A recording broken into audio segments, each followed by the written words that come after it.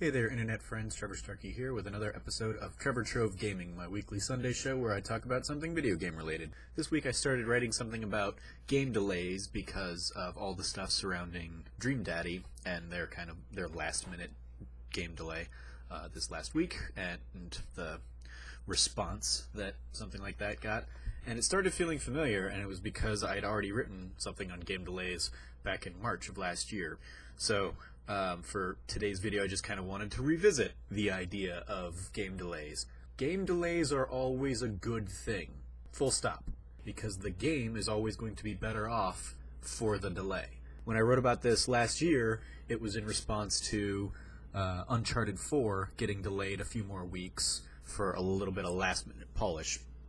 And sure enough, that game came out and was, Game of the Year contender for a lot of people. Did it end up being my Game of the Year? I don't recall. Yes?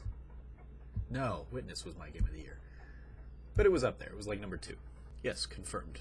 Uncharted 4 was my number 2 Game of the Year last year.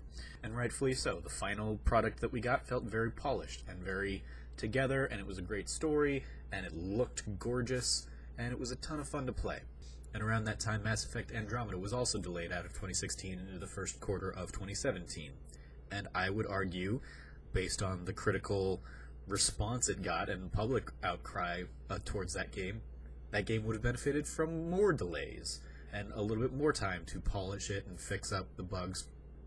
And what I touched on, and kind of what was one of the thrusts of the piece, is that you really only get one chance to make a first impression. We don't live completely in the world where Miyamoto's famous quote of "a delayed game is eventually good, but a bad game is bad forever" still applies, because you can have games getting patched time and time again, but 99 out of 100 times when a game first launches, that's the biggest audience it's ever going to have. That's when the most eyes are going to be looking at that game. And if people see good things, great.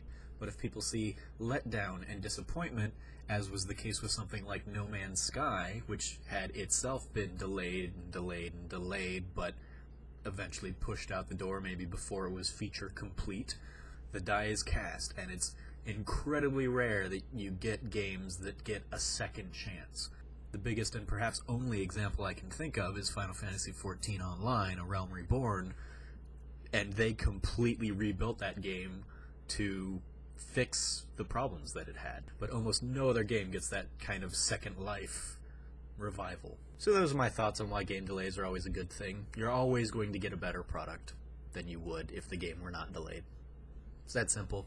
If you want more of my thoughts on this matter, you can read the full write-up at the link in the description below.